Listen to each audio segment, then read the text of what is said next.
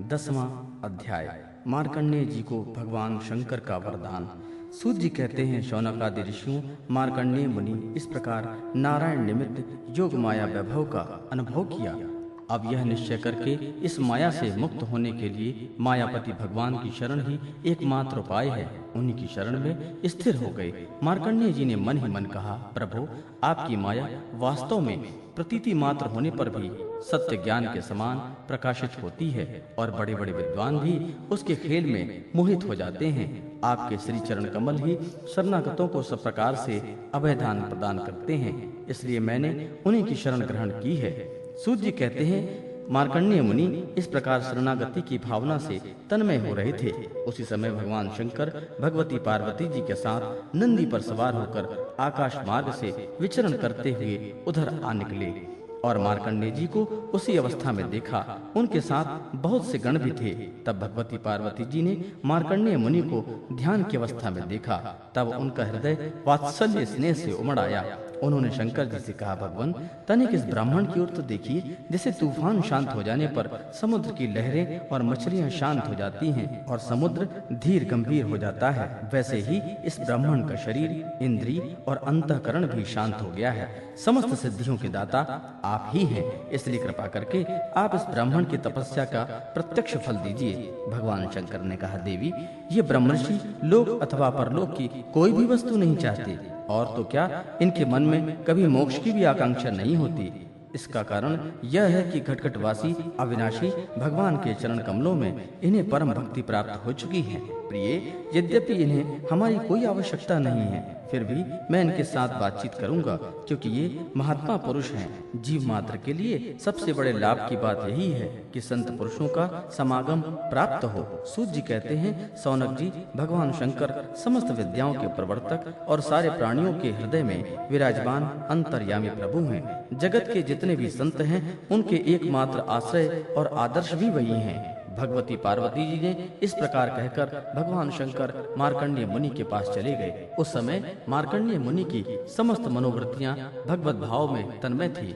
उन्हें अपने शरीर और जगत का बिल्कुल पता न था, इसलिए उस समय वे यह भी न जान सके कि मेरे सामने सारे विश्व के आत्मा स्वयं भगवान गौरी शंकर पधारे हुए हैं। सौनक जी, सर्वशक्तिमान भगवान कैलाशपति से यह बात छिपी न रही कि मार्कंडेय मुनि इस समय किस अवस्था में है। इसलिए जैसे वायु आकाश के स्थान पर अनायास ही प्रवेश कर जाती है, वैसे ही वे अपनी योग माया से मार्कंडेय मुनि के हृदय आकाश में प्रवेश कर गए।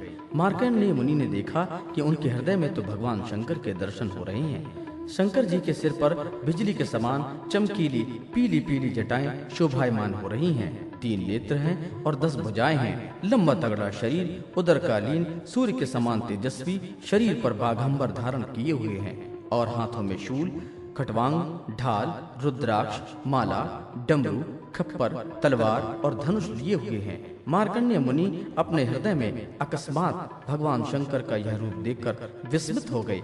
यह क्या, कहां से आया? इस प्रकार की वृत्तियों का उदय हो जाने से उन्होंने अपनी समाधि खोल दी। जब उन्होंने आंखें खोली तब देखा तो तीनों लोक के एकमात्र गुरु भगवान शंकर श्री पार्वती जी तथा अपने गणों के साथ पधारे हुए हैं। उन्होंने उनके चरणों में माथा टेक कर प्रणाम किया। तदनंतर मार्कंडेय मुनि ने स्वागत, आसन, पाद्य, अर्घ, गंध, पुष्पमाला, दूध और दीप आदि उपचारों से भगवान शंकर, भगवती माँ पार्वती जी और उनके गणों का पूजन किया। इसके पश्चात मार्कंडेय मुनि उनसे कहने लगे, सर्वव्यापक और सर्वशक्तिमान प्रभु, आप अपनी आत्मानुभूति और महिमा से ही पूर्ण काम हैं। आपकी शांति और सुख से ही सारे जगत में सुख शांति का विस्तार हो रहा है। ऐसी अवस्था में मैं आपकी क्या सेवा करूं? मैं आपके त्रिगुणातीत सदाशिव स्वरूप को और सत्वगुण से युक्त शांत स्वरूप को नमस्कार करता हूं। मैं आपके रजोगुण युक्त सर्व प्रवर्तक स्वरूप को और तमोगुण युक्त अघोर स्वरूप को नमस्कार करता हूं। सूत जी कहते हैं, शौनक जी, जब मार्कंडेय मुनि ने संतों के परम आश्रय देवाधिदेव भगवान शंकर की इस प्रकार स्तुति की, तब वे उन पर अत्यंत संतुष्ट हुए और बड़े प्रसन्न चित्त से हंसते हुए कहने लगे। भगवान शंकर ने कहा, मार्कंडेय जी, ब्रह्मा, विष्णु तथा मैं, हम तीनों ही वरदाताओं के स्वामी हैं। हम लोगों का दर्शन कभी व्यर्थ नहीं जाता। हम लोगों से ही मननशील मनुष्य भी अमृत तत्व की प्राप्ति कर लेता है। इसलिए तुम्हारी जो इच्छा हो वही वर मुझसे मांग लो। ब्राह्मण स्वभाव से ही परोपकारी, शांत चित्त, अनासक्त होते हैं। वे किसी के साथ वैरभाव नहीं रखते और समदर्शी होने पर भी प्राणियों का कष्ट देखकर उनके निवारण के लिए पूरे हृदय से जुट जाते हैं। उनकी सबसे बड़ी विशेषता यह होती है कि वे हमारे अनन्य प्रेमी एवं भक्त होते हैं। सारे लोक और लोकपाल ऐसे ब्राह्मणों की वंदना, पूजन और उपासना किया करते हैं। केवल वे ही क्यों, मैं, भगवान ब्रह्मा तथा स्वयं साक्षात ईश्वर विष्णु भी उनकी सेवा में संलग्न रहते हैं।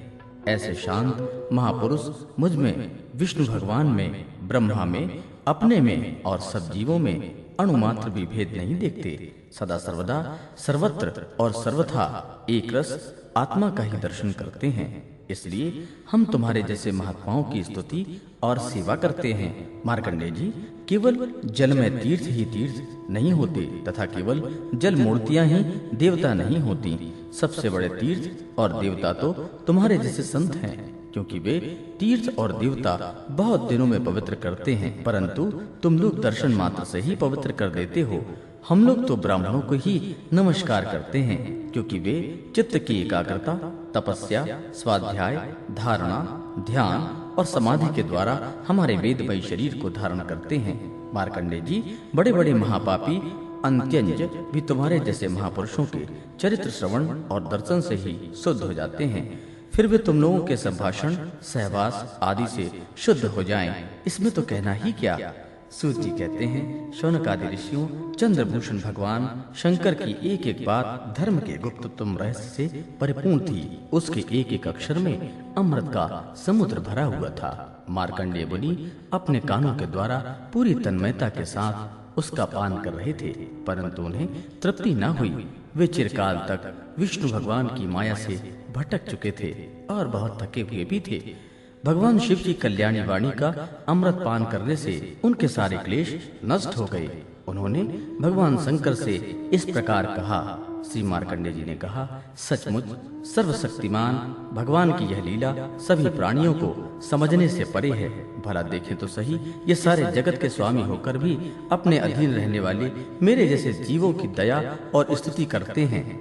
धर्म के प्रवचन कर प्रायः प्राणियों को धर्म का रहस्य स्वरूप समझाने के लिए उनका आचरण और अनुमोदन करते हैं, तथा कोई धर्म का आचरण करता है तो उसकी प्रशंसा भी करते हैं। जैसे जादूगर अनेकों खेल दिखलाता है और उन खेलों से उसके प्रभाव में कोई अंतर नहीं पड़ता, वैसे ही आप स्वजन मोहिनी माया की वृत्तियों को स्वीकार करके किसी की वंदना, स्तुति आदि करते हैं तो केवल इस काम के द्वारा आपकी महिमा में कोई त्रुटि नहीं आती। आपने स्वप्न दृष्टा के समान अपने मन से ही संपूर्ण विश्व की सृष्टि की है और इसमें स्वयं प्रवेश करके कर्ता न होने पर भी कर्म करने वाले गुणों के द्वारा कर्ता के समान प्रतीत होते हैं। भगवान, आप त्रिगुण स्वरूप होने पर भी उनके परे उनकी आत्मा के रूप में स्थित हैं। आप ही समस्त ज्ञान के मूल केवल अद्वितीय ब्रह्म स्वरूप हैं। मैं आपको नमस्कार करता हूँ।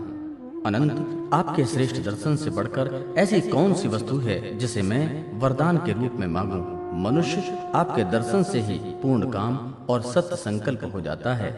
आप स्वयं तो पूर्ण हैं ही, अपने भक्तों की भी समस्त कामनाओं को पूर्ण करने वाले हैं। इसलिए मैं आपका दर्शन प्राप्त कर लेने पर भी एक वर और मांगता हूँ, वह यह कि भगवान में, आपके शरणागत भक्तों और आप में मेरी अविचल भक्ति सदा सर्वदा बनी रहे। सूत जी कहते हैं, शौनक जी, तब मार्कंडेय मुनि ने सुमधुर वाणी से इस प्रकार भगवान शंकर की स्तुति की और पूजा की। तब उन्होंने भगवती पार्वती जी के प्रसाद प्रेरणा से यह बात कही, महर्षि, तुम्हारी सारी कामनाएं पूर्ण हो। इंद्रियातीत परमात्मा में तुम्हारी अनन्य भक्ति सदा सर्वदा बनी रहे। कल्प पर्यंत तुम्हारा पवित्र यश फैले और तुम अजर एवं अमर हो जाओ। ब्राह्मण, तुम्हारा ब्रह्म तेज तो सदा सर्वदा अक्षुण्ण रहेगा ही। तुम्हें भूत, भविष्य और वर्तमान के समस्त विशेष ज्ञानों का एक अधिष्ठान रूप ज्ञान और वैराग्युक्त स्वरूप स्थिति की प्राप्ति हो जाए। तुम्हें पुराण का आचार्यत्व भी प्राप्त हो।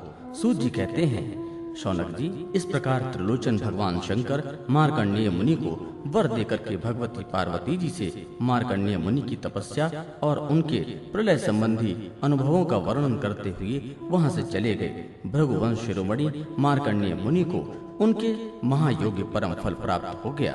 वे भगवान के अनन्य प्रेमी हो गए। अब वे भी भक्ति भाव भरित हृदय से पृथ्वी पर विचरण किया करते थे।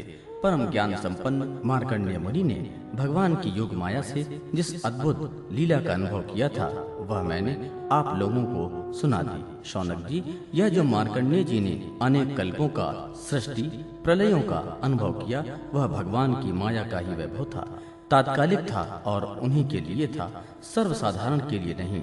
कोई कोई इस माया की रचना को न जानकर अनादिकाल से बार बार होने वाली सृष्टि प्रलय ही इसको भी बतलाते हैं। इसलिए आपको यह शंका नहीं करनी चाहिए कि इस कल्पना के हमारे पूर्वज मार्कंडेय जी की आयु इतनी लंबी कैसे हो गई। भृगुवंश शिरोमणि, मैंने आपको यह जो मार्कंडेय चरित्र सुनाया है वह भगवान चक्रपाणि के प्रभाव और महिमा से भरपूर है। जो इसका श्रवण एवं कीर्तन करते हैं वे दोनों ही कर्म वासनाओं के कारण प्राप्त होने वाले आवागमन के चक्कर से सर्वदा के लिए छूट जाते हैं।